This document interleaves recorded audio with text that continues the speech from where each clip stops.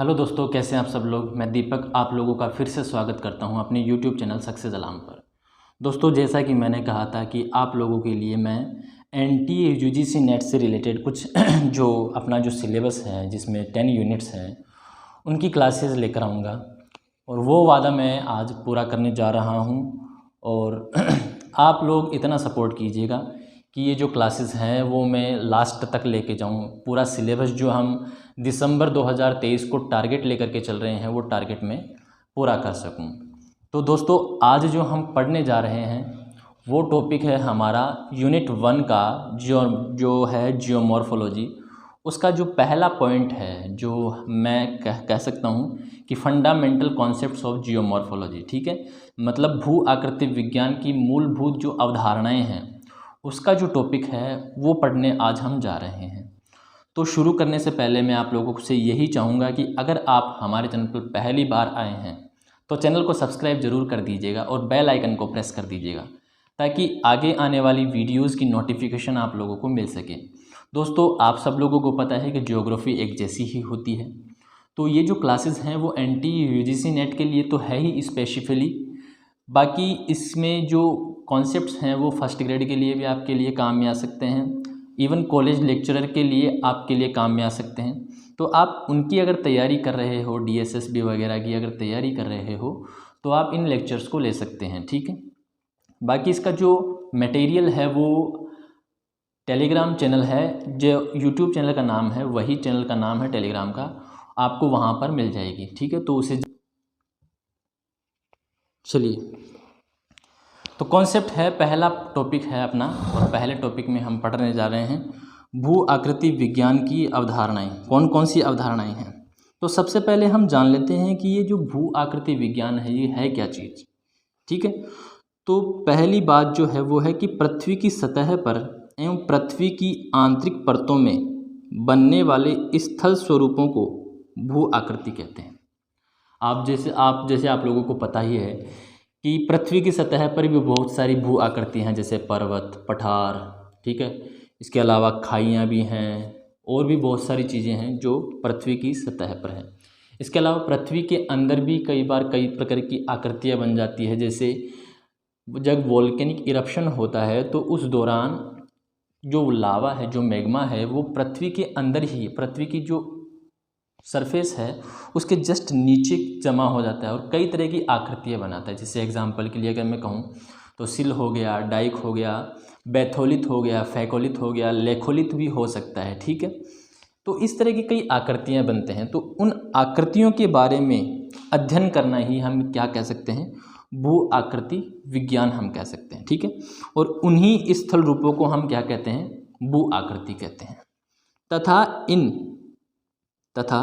इन स्थल स्वरूपों के क्रमबद्ध अथवा तर्कपूर्ण अध्ययन को भू आकृति विज्ञान कहते हैं।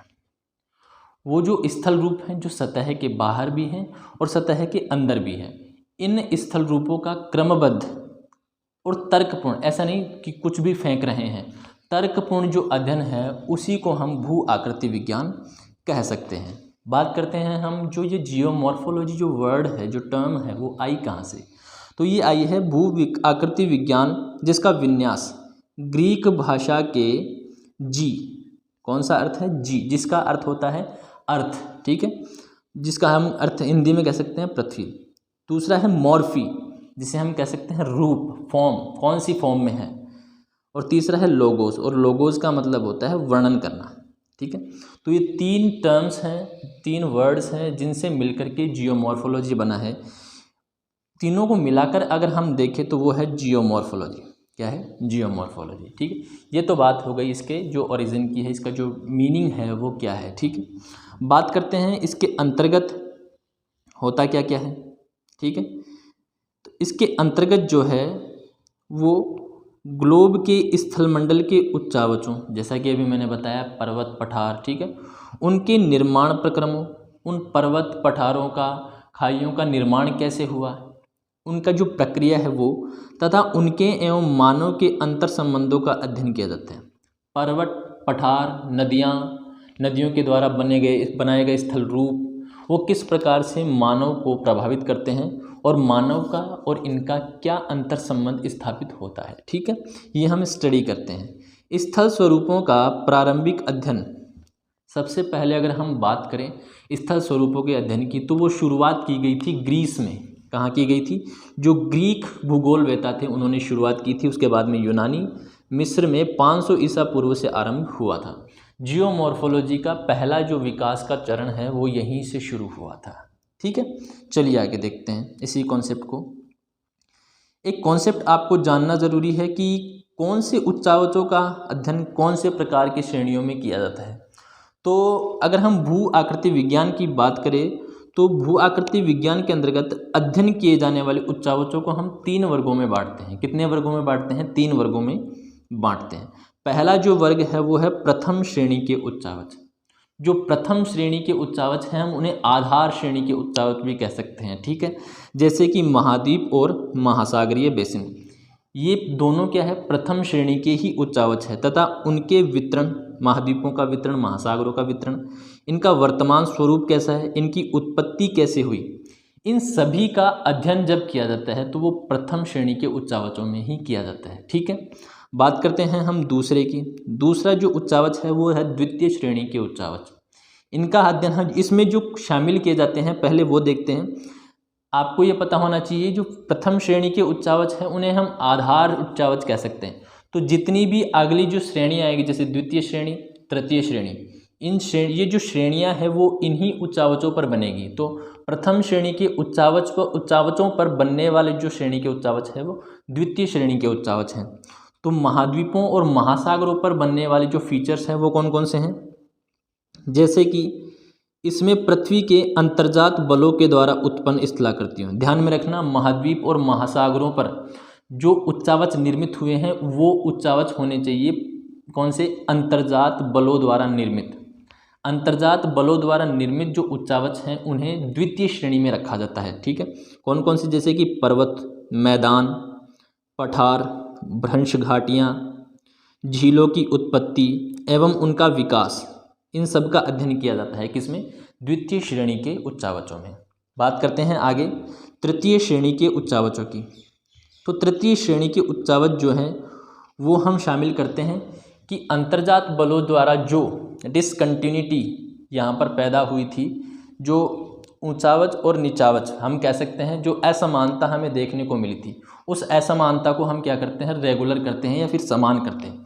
तो समान कौन करता है? वो करता है बाह्य कारक, और बाह्य कारकों के द्वारा अपक्षयित, अपर्दनित एवं निक्षेपित द्वारा जनित स्थल रूपों की आकारिकी एवं उनकी उत्पत्ति और विकास का विस्तृत अध्ययन किया जाता है। जैसे अगर मैं बात करूं मिएंडर की, अगर हम मिएंडर का अध्ययन कर रहे हैं तो हम ऐसा समझना चाहिए कि हम तृतीय श्रेणी के उच्चावचों का अध्ययन कर रहे हैं। चलिए नेक्स्ट है कि पृथ्वी तल पर अनेक प्रकार की भू आकृतियाँ एक साथ मिलकर एक भूदृश्य का निर्माण करती है। अगर हमने किसी भी भूभाग को देखकर ये कहा है कि ये भूदृश्य अच्छा है, इसका मतलब ये है कि उसके निर्माण में कई तरह की प्रक्रियाएं शामिल हुई हैं और उस एक भूदृश्य में बहुत सारे स्थल रूपों की आकृतियां शामिल है। ठीक है, जो कि भूतल का एक विस्तृत भाग होता है। ठीक है, भू आकृतियों के विकास का मूल कारण अंतर्जात बलों का प्रभाव है। इनका मूल कारण क्या है? अंतर्जात बलों का प्रभाव है। सबसे पहले जो भू आकृतियाँ बनी थी वो अंतर्जात बलों के द्वारा ही बनी थी और इसीलिए उन्हें मूल कारण कहा जाता है, जिसमें हम भूकंप एवं ज्वालामुखी को सम्मिलित करते हैं। किंतु एंडोजेनिक फोर्सेस द्वारा निर्मित भू आकृतियों पर कुछ अन्य कारकों, जो एंडोजेनेटिक फोर्सेस के द्वारा जो भू आकृतियाँ बनी हैं, जैसे कि पर्वत हो गया, ठीक है, पठार हो गया, इनके द्वारा जो निर्मित आकृतियां हैं उन पर बाहरी कारक जब काम करते हैं, एक्सोजेनेटिक जो फोर्सेस हैं वो काम करते हैं। ठीक है, वो काम कौन से करते हैं? जैसे कि बहता हुआ जल, वायु, महासागरीय धाराएं एवं अंडरग्राउंड वाटर, जब ये काम करते हैं तो एक अलग ही प्रकार से भूदृश्य निर्मित होता है। ठीक है, अलग अलग प्रकार की उसमें आकृतियां हमें देखने को मिलती है। चलिए नेक्स्ट देखते हैं। नेक्स्ट है, इसकी कुछ परिभाषाएं हैं जो आपको ध्यान में रखनी होगी। कई बार एक आधी परिभाषा पूछ ली जाती है। ठीक है, तो चलिए देखते हैं। अमेरिकन भूगोलवेता लोबेक के अनुसार, सबसे पहले लोबेक के अनुसार देखते हैं कि भू आकृति विज्ञान भूपटल के धरातलीय लक्षणों का विज्ञान है। भू आकृति विज्ञान भूपटल के धरातलीय लक्षण जो बाहर दिख रहे हैं उन्हीं लक्षणों का विज्ञान क्या है, भू आकृति विज्ञान है। किसने कहा है, लोबेक ने कहा है, ध्यान में रखना। सेकंड नंबर है बॉन एंजेला के अनुसार, बॉन एंजेला के अनुसार देखना भू आकृति विज्ञान केवल स्थल रूपों का विज्ञान ही नहीं बल्कि इसके अंतर्गत समस्त पृथ्वी की आकृति तथा इसकी बाह्य इकाइयों की व्यवस्था का भी अध्ययन होता है। उन्होंने ये कहा है कि केवल हम जियोमॉर्फोलॉजी में स्थल स्वरूपों का ही विज्ञान नहीं कह सकते, इसे हम स्थल स्वरूपों का ही विज्ञान नहीं कह सकते, बल्कि इसे क्या कह सकते हैं कि पृथ्वी के अंदर जितनी भी चीज़ें हैं उन सभी का अध्ययन करना ही भू आकृति विज्ञान है। उसके समस्त रूप को, उसकी आकृति को, जो ग्लोब हम देखते हैं उसको पूरे को अध्ययन करना ही हम भू आकृति विज्ञान कह सकते हैं। ठीक है। तीसरी है स्ट्रेलर के अनुसार, स्ट्रेलर ने जो परिभाषा दी है कि वो है भू आकृति विज्ञान सभी प्रकार के स्थल रूपों की उत्पत्ति, जितने भी स्थल रूप हम देखते हैं उनकी उत्पत्ति, उनके व्यवस्थित एवं क्रमबद्ध विकास की व्याख्या करता है तथा यह भौतिक भूगोल का एक प्रमुख अंग है। सबसे प्रमुख बात तो ये कि उन्होंने इसे भौतिक भूगोल का प्रमुख अंग बताया है। दूसरी बात, जो स्थल रूप हमें दिखते हैं उनकी क्रमबद्ध और व्यवस्थित व्याख्या करना ही भू आकृति विज्ञान उन्होंने कहा है, स्ट्रेलर ने कहा है, ध्यान में रखिएगा। ठीक है। नेक्स्ट है थॉर्नबरी के अनुसार, इनका बहुत ज़्यादा महत्वपूर्ण योगदान है, तो इनकी जो परिभाषा है वो आप ज़रूर ध्यान में रखिएगा। ठीक है। भू आकृति विज्ञान स्थल रूपों का विज्ञान है तथा यह इसी रूप में प्रयुक्त होगा, स्थल रूपों का ही विज्ञान है और इसे हम इसी रूप में प्रयुक्त कर सकते हैं कि हाँ भाई भू आकृति विज्ञान जो है वो स्थल रूपों का ही विज्ञान है। यथापि इसमें हमें अतः सागरीय आकृतियों को भी शामिल करना चाहिए। भू आकृति विज्ञान में हम केवल और महाद्वीप पर दिखने वाले स्थल रूपों को ही शामिल नहीं करना चाहिए, अपितु हमें कौन से स्थल रूपों को शामिल करना चाहिए, जो हमें महासागरीय बेसिन पर जो स्थल रूप मिलते हैं, जैसे कटक हो गया, महासागरीय पठार हो गया, राइज हो गया। ठीक है। इसके अलावा ट्रेंचेज हो गई, इन सब का अध्ययन भी हमें भू आकृति विज्ञान में शामिल करना चाहिए। किसने कहा है, ये कहा है W.D. थॉर्नबरी ने कहा है। ठीक है। चलिए नेक्स्ट देखते हैं इसके आगे। अब बात करते हैं कि भू आकृति विज्ञान का विकास कैसे हुआ। भू आकृति विज्ञान के विकास की बात करते हैं तो बात करते हैं, चलिए सबसे पहले हम बात करते हैं प्राचीन काल की। कौन से काल की, प्राचीन काल की। प्राचीन काल में सबसे पहले हम बात करते हैं इतिहासकार हेरोडोटस की। हेरोडोटस जो थे आपको पता है एक यूनानी, ये ग्रीक भूगोलवेता थे, इतिहासकार भी हम इन्हें कह सकते हैं, फादर ऑफ हिस्ट्री भी हम कह सकते हैं। भूगोल में भी इन्होंने सफिशिएंट काम किया है, पर्याप्त काम किया है, जिसके कारण हम इन्हें जानते हैं, आज पढ़ रहे हैं। ठीक है। तो हेरोडोटस जो हुए थे वो 485 बीसी से 425 बीसी के मध्य हुए थे। इन्होंने मिस्र की अपनी व्यापक यात्रा के दौरान नदी के जलोढ़िक व्यवहार के क्षेत्र में महत्वपूर्ण योगदान दिया। ठीक है। कि नदियाँ जो है वो जलोढ़क व्यवहार क्यों करती है, नदियों के द्वारा जो अवसाद लाया जाता है उसे हम कह सकते जलोढ़क कह सकते हैं। ठीक है। इसके अलावा नील नदी के निक्षेपण कार्य का बारीकी से अवलोकन करने के बाद इन्होंने जो अवलोकन किया था वो किया था नील नदी। ध्यान में रखना, नील नदी है अफ्रीका में बहती है और अफ्रीका में बहने वाली इसी नील नदी का ही इन्होंने व्यापक अध्ययन किया था। ध्यान में रखना। ठीक है। कहा कि मिस्र जो है वो नील नदी का ही उपहार था। ठीक है। Egypt was the gift of Nile, Egypt was the gift of Nile, मतलब इजिप्ट जो हम देखते हैं जिसे हम मिस्र कहते हैं वो किसका उपहार है, गिफ्ट किसका दिया हुआ है, नील नदी का ही दिया हुआ गिफ्ट है। ये स्टेटमेंट कई बार एग्जाम में क्वेश्चन पूछा गया है। ठीक है। उन्होंने आगे नदी के मुहाने पर यूनानी अक्षर डेल्टा, यूनानी अक्षर कैसा है, ये डेल्टा बनाया। ये डेल्टा जो है वो यूनानी अक्षर देखा था कहाँ पर, अक्षर की तरह ही आकृति देखी थी कहाँ पर, नील नदी के मुहाने पर। और उन्होंने ही इस शेप को देख करके जो नदी के मुहाने पर जो अवसाद जमा होता है, जो आकृति जमा होती है, उसे नाम दिया डेल्टा। तो डेल्टा शब्द का सबसे पहले जो प्रयोग किया है वो हेरोडोटस ने ही किया है। कौन सी नदी के मुहाने को देख करके, नील नदी के मुहाने को देख करके। ठीक है। चलिए नेक्स्ट देखते हैं इसमें आगे क्या लिखा हुआ है। आगे उन्होंने यह भी कहा कि समुद्र की तरफ डेल्टा का क्रमिक विकास होता है, ठीक है। There is gradual growth of delta towards the sea. उन्होंने ये कहा कि धीरे जैसे जैसे नदियाँ अपने साथ अवसाद लाती हैं, जो डेल्टा है उसका विकास जो है वो क्रमिक रूप से समुद्र की तरफ होता रहता है, क्योंकि नदी कहाँ गिर रही है, समुद्र में गिर रही है, तो पीछे से जो डेल्टा है वो आगे की तरफ बढ़ रहा है। ये किसने कहा है? ये हेरोडोटस ने कहा है। इसके अलावा नील नदी के आंतरिक भागों के जलोढ़क मैदान में समुद्री जीवाश्मों के मौजूदों के आधार पर उन्होंने कहा कि नील नदी के जो आंतरिक भाग है, मतलब समुद्र से इस तरफ, अगर मैं कहूँ नील नदी जहाँ से प्रवाहित होती हुई आ रही है उस तरफ की अगर मैं बात करूँ, तो उन्होंने कहा है कि समुद्र का जो स्तर है वो स्थायी नहीं है।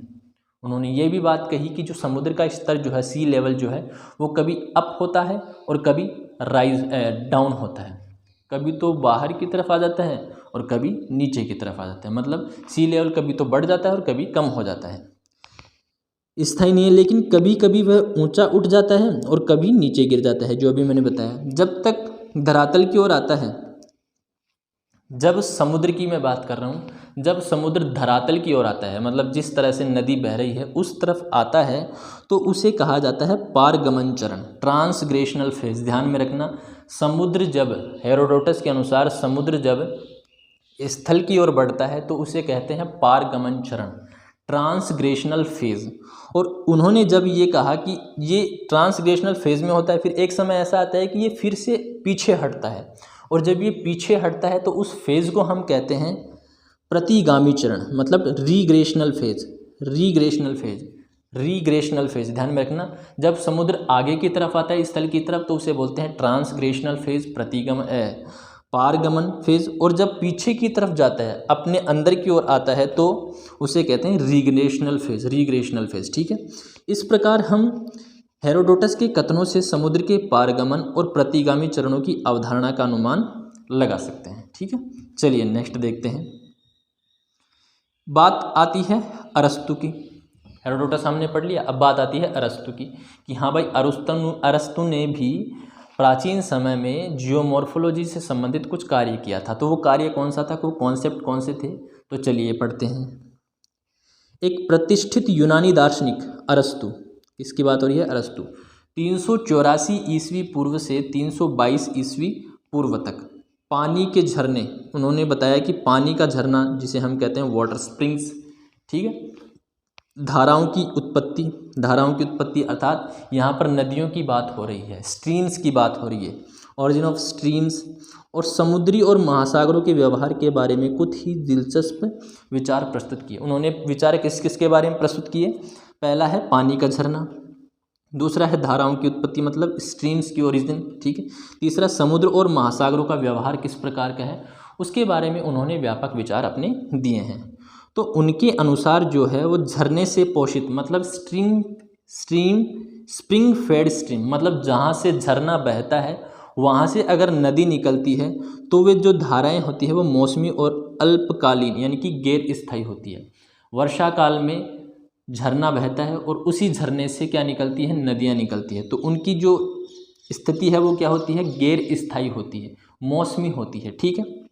ये उन्होंने बताया था, झरने से पोषित जो नदी है, ठीक है। इसके अलावा लाइमस्टोन सतह स्थायी अपवाह को बरकरार नहीं रख सकता।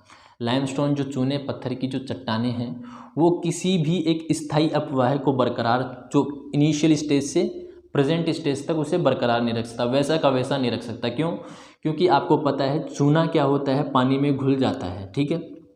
तो वो जो चट्टानें हैं वो भी घुल करके सॉल्यूशन के थ्रू आगे की ओर चलती रहती है, और जो अधिकांश जो नदियाँ होती हैं वहाँ पर अधिकांश जो अपवाह होता है वो चट्टानी चूना पत्थर की चट्टानों के नीचे से होता है, ठीक है। तो देखिए यहाँ पर अधिकांश धाराएं सतह से गायब हो जाती हैं और भूमिगत जल निकासी का नियंत्रण करती है। अंडरग्राउंड वाटर अपवाह होता है वहाँ पर, इसीलिए उससे निर्मित होने वाली आकृतियों को क्या कहा जाता है, अंडरग्राउंड लैंडफॉर्म हम कह सकते हैं, ठीक है।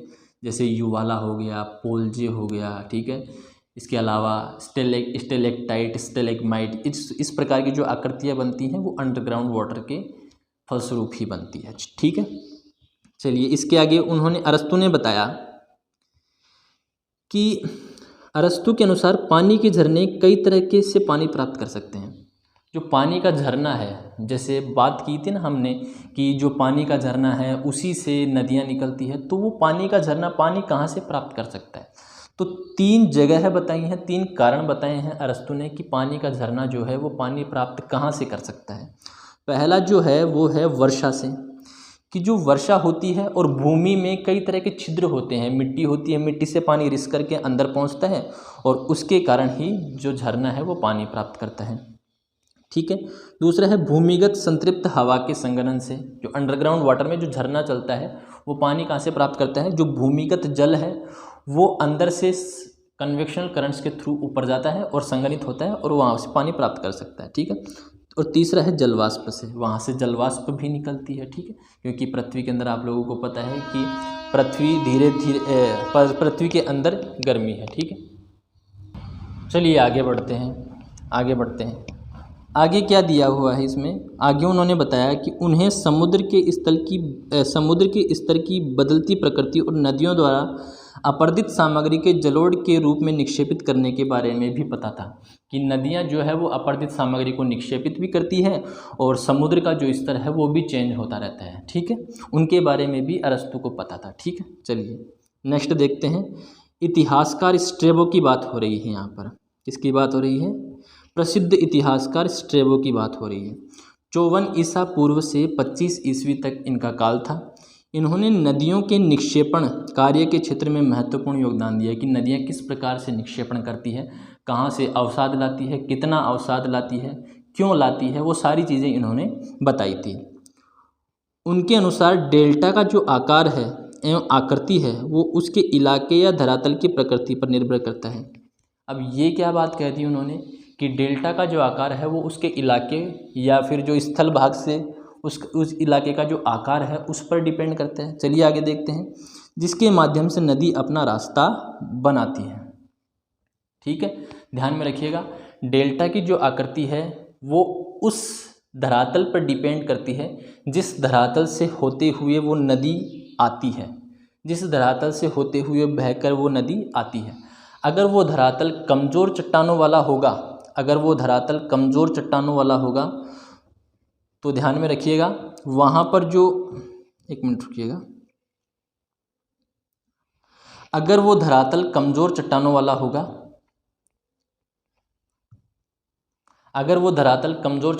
होगा तो ऑब्वियस सी बात है कमज़ोर चट्टानी धरातल को जो वाटर है, जो पानी है, जो नदी है वो जल्दी से अपरदित कर लेगी और अपने साथ जो अवसाद लेके जाएगी वो बहुत ज़्यादा लेके जाएगी। तो ज़्यादा अवसाद का मतलब है डेल्टा का आकार क्या होगा? उतना ही बड़ा होगा। और अगर मान लो वो ऐसे धरातल से चल रही है जहाँ की चट्टानें अत्यंत कठोर है और वहाँ से अवसाद बहुत कम निर्मित हो रहा है, तो आपको ये भी ऑब्वियस ही पता है कि जहाँ से कम अवसाद निकल रहा है तो अगर जहाँ से कम अवसाद निकल रहा है तो ऑब्वियस सी बात है उस अवसाद से बनने वाला जो डेल्टा होगा उसका आकार भी छोटा होगा। ये बताया किसने? स्ट्रेबो ने, कि अगर चट्टानें कमज़ोर हैं तो डेल्टा का आकार बड़ा होगा क्योंकि अवसाद ज़्यादा ले जाया जाएगा अपरदित करके, और चट्टानें अगर कम है मतलब ज़्यादा कठोर हैं और अपरदन नहीं हो रहा है, इसका मतलब जो डेल्टा का आकार है वो कम होगा और छोटा होगा। क्यों? क्योंकि जो अवसाद है वो कम जाएगा क्योंकि चट्टानें क्या हैं? कठोर है। ये किसने कहा था? ये स्ट्रेबो ने कहा था। तो इस प्रकार हम स्ट्रेबो के बयानों से अंतर कटाव, कॉन्सेप्ट ऑफ डिफरेंशियल इरोजन मतलब अगर चट्टानें रेसिस्टेंट नहीं है तो उस प्रकार से बनेगा डेल्टा, और रेसिस्टेंट है तो किस प्रकार से बनेगा। ये अंतर जो कटाव है उसके बारे में पता चलता है। किसके बयानों से, किसके कथनों से? स्ट्रेबो के कथनों से। ध्यान में रखना, अप्रत्यक्ष झलक पा सकते हैं। ठीक है, नेक्स्ट देखिए इसमें क्या है। नेक्स्ट है सिनेका। ये एक हम कह सकते हैं ज्योग्राफर हैं। सिनेका है, इनका जो काल था वो 4 ईस्वी पूर्व से 65 ईस्वी तक था। मतलब ये बीसी से पहले भी थे और बीसी के बाद में भी थे। जैसे कि हमने स्ट्रेबो देखा है कि ये इसी से पूर्व भी थे, बीसी के बाद में भी थे। ठीक है, तो चलिए, इन्होंने क्या कहा कि नदियाँ जो है वो अपनी घाटियों को घर्षण के माध्यम से गहरा करती है। ये एक ट्रूली स्टेटमेंट दिया उन्होंने कि हाँ भाई, जो नदियाँ हैं वो अपनी घाटियों को गहरा जो करती है वो घर्षण क्रिया के द्वारा ही करती है। आपको भी पता है, ऑब्वियस सी बात है कि घर्षण की क्रिया, जो एब्रेजन जो प्रोसेस है, घर्षण की जो क्रिया है, उसके कारण ही घाटियाँ क्या होती है, गहरी होती है और कई तरह की आकृतियाँ बनाती है, जैसे वी शेप वैली। ठीक है, चलिए नेक्स्ट देखते हैं। अंधकार युग, किसकी बात करते हैं? अंधकार युग की बात करते हैं। भाई इतना तो हो गया, लेकिन एक समय ऐसा आया भूगोल के अंदर और साइंस के अंदर कि लोग जो हैं वो साइंटिफिक प्रूव्स को, साइंटिफिक कॉन्सेप्ट्स को डिनाई करने लगे, कि उन्हें नहीं मानने लगे कि हाँ भाई हम इन चीज़ों को नहीं मानते, हम जो मानते हैं वो सुपीरियर जो हमारा गॉड है केवल उसे ही मानते हैं। तो उस एज को, जिस एज में साइंटिफिक कॉन्सेप्ट्स को, साइंटिफिक प्रूव्स को डिनाई कर दिया गया, उसे हम कहते हैं अंधकार युग, जिसमें डोमिनेंसी किसकी थी? चर्च की डोमिनेंसी थी। ठीक है, अंधकार युग रोमन साम्राज्य के पतन के साथ 14 वर्षों की, 14 नहीं है ये, 1400 वर्षों है, मतलब 14 शताब्दियों तक, 1400 वर्षों की एक लंबी अवधि के लिए भौगोलिक साथ ही वैज्ञानिक विचारों के विकास में एक मंद बहुत ज़्यादा प्रबल हो गया था। एक धीमापन आ गया था वहाँ पर। कोई भी कुछ भी साइंटिफिक प्रूव करने जाता और गॉड के एग्जिस्टेंस को अगर डिनाई करने की कोशिश करता तो उसे सूली पर चढ़ा दिया जाता, उसे कड़ी से कड़ी सज़ा दी जाती। ठीक है, प्रथम ये जो अंधकार युग था उसकी डेट है प्रथम शताब्दी ईस्वी पूर्व से, प्रथम शताब्दी ईस्वी पूर्व से 14वीं शताब्दी ईसा पूर्व तक। ध्यान में रखना, प्रथम शताब्दी ईस्वी से, ये पूर्व काट देना यहाँ पर। ठीक है, प्रथम शताब्दी ईस्वी से 14वीं शताब्दी तक, मतलब 1 AD से अगर हम काउंट करें, 1 AD से 1400, या फिर मैं कहूँ, एक मिनट रुकिएगा, 1400 AD तक। ठीक है, 1400 सालों तक ये अंधकार युग था। इसके अलावा कुछ विचारकों द्वारा भूवैज्ञानिक विचारकों की झलकियाँ उभर कर सामने आई। इसके अलावा भी कई जगह ऐसे थे, जैसे कि अरब हो गया, वहाँ पर जो विचारक थे वो साइंटिफिकली प्रूव करते थे, क्योंकि वहाँ पर चर्च की डोमिनेंसी नहीं थी, तो वो अपने विचार प्रस्तुत कर सकते थे, उन पर कोई पाबंदियाँ नहीं थी कि तुम्हें गॉड को मानना ही पड़ेगा। ठीक है, तो एविसीना, यहाँ पर बात किसकी हो रही है? एविसीना एक अरब भूगोलवेता थे। उन्होंने इस शैक्षणिक जो एक रास्ता थी, जो एजुकेशन में एक रास्ता आई हुई थी, जिसे हम कह सकते हैं डार्क एज हम कह सकते हैं, उसको उन्होंने तोड़ दिया। उनके अनुसार पहाड़ों को 2 श्रेणियों में विभाजित किया जाना चाहिए। उन्होंने एक चीज़ बताई कि जो पहाड़ हैं भाई, उन्हें हम 2 श्रेणियों में विभाजित कर सकते हैं। कौन कौन सी श्रेणी है? कि एक तो पहाड़ ऐसा है जिसका निर्माण जो है वो उत्थान के कारण हुआ है, कोई ऐसी प्रोसेस हुई है, एंडोजेनेटिक फोर्सेस, हम कह सकते हैं एंडोजेनेटिक प्रोसेस जो हुई है उसके कारण उत्थान हुआ है, और उसी उत्थान से पर्वत का निर्माण हुआ है। एक बात तो ये बताई उन्होंने। दूसरी बात बताई कि बहता हुआ जो जल है वो इतना अधिक कटाव कर गया घर्षण की क्रिया से, उसमें इतने अधिक गड्ढे पड़ गए कि एक पूरा का पूरा लंबवत उसमें कटाव हुआ है, और जो बचा हुआ पोर्शन है उसे उन्होंने पर्वत मान लिया। इसने एविसिना ने। तो 2 तरह से पर्वतों को 2 श्रेणियों में बांटा गया है। कौन से? उत्थान के कारण निर्मित पर्वत और बहते पानी से के कटाव के कारण उत्पन्न पर्वत। ठीक है, चलिए नेक्स्ट देखते हैं। प्रलयवाद का युग आपकी क्लास का लास्ट पॉइंट है। प्रलयवाद, ठीक है, ये प्रलयवाद है क्या, ये देखते हैं। चलिए, प्रलयवाद का युग क्या है? प्रलयवाद का युग है 1400 वर्षों की लंबी समय तक जारी एकेडमिक अशांति, अचानक बहुत कम समय में सभी चेतन और निर्जीव वस्तुओं के त्वरित और अचानक उत्पत्ति और विकास में विश्वास करने वाले प्रलयवादियों की उद्भव से टूट गई थी। सिंपली मैं समझाता हूँ कि 1400 सालों तक जो शांति बनी हुई थी एकेडमिक के अंदर कि हाँ भाई सब कुछ गॉड करता है, वो एकदम से कब टूटी? जब प्रलयवाद के विचारक सामने आए, कैटास्ट्रोफिज्म जो आया था उसके विचारक सामने, और उन्होंने क्या बताया कि भाई जो हमारी जो अर्थ है, हमारा जो यूनिवर्स है, वो सडनली ओरिजिन हुआ है, उसे बनने में कुछ 1000 साल लगे हैं, ये उन्होंने कहा है। जो पहले से जो प्रोसेस चली आ रही है लाखों करोड़ों बिलियन सालों से, वो जो प्रोसेस थी उस प्रोसेस को उन्होंने डिनाई कर दिया कि नहीं भाई, ऐसी कोई प्रोसेस नहीं थी। जो हमारी अर्थ है, जो हम देख रहे हैं, चाहे वो सजीव हो चाहे वो निर्जीव हो, इन सभी की जो उत्पत्ति हुई है वो कुछ हज़ार साल पहले ही हुई है। इसे हम कह सकते हैं, इस प्रकार की जो अवधारणा है, इस प्रकार की जो सोच है, उसे हम प्रलयवाद की अवधारणा कहते हैं। प्रलयवादियों का मानना था कि अर्थ का ओरिजिन हमारे आसपास जो लाइफ दिख रही है, हमारे आसपास जो पर्वत पठार दिख रहे हैं, नदियाँ जो दिख रही हैं, जो महाद्वीप महासागर दिख रहे हैं, उनकी उत्पत्ति कुछ हज़ार साल पहले ही हुई है। ठीक है, इस प्रकार भूआकृति विज्ञान, एक मिनट,